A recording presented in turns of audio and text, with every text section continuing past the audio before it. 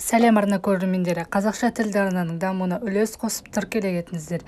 Ішіп алған Ерке Есмахан ел алдында тыржалаңға шешінетінін айтып шу шығарды. Әлеуметтік желідегі әрбір қадамы бірден қазнеттің қызу талқысына түсетін Ерке Есмахан тағы да желіні шулатып жатыр. Ол бұл жолы концертке келген көрерменге дөрекі сөйлеп, ерсі қылық танытты. Бүкіл ғаламтор қолданушыларының наразылығын тудырған бейнежазбаға көз жүгіртсек, Ерке Есмахан сахнада тыңдармандарымен сөз таластырып, тіпті халыққа дауыс көтеріп, қатты айқайлағанын аңғаруға болады.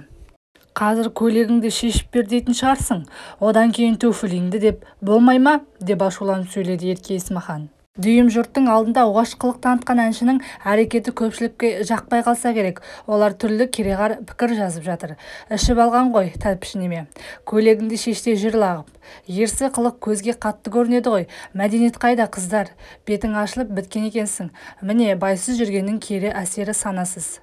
Осындай сахна мәдениетінен жұрдай ақымақ әншілерді аластау керек. Халықпен айтысып тұруға шықпай, сахнада әнін сал да кетсін деп ашуланды желідегі жұрт. Айта кетейік, Еркенің дәл осылай елді шулатуы бірінші рет емес. Экспресс-ка бұған дейін Еркенің әлеуметтік желіге тыржалаңғыш суреттерді жариялағаны туралы жазған болатын. Сондай-ақ Ерке Есмаханның жас жігітке бір түнін арнағаны жайлы материалда ғаламторда қызу талқыланды. Кейін әнші сыртқы келбетін доллардың көмегімен өзгерткені жайлы ашық айтты. Сонымен қатар, осы жылдың сәуір айында Есмаханның асқазанына жасалған операция туралы хабарласа, таяуда ғана танымал әншінің шұғыл түрде ауруханаға түскені туралы ақпарат та жарияланды.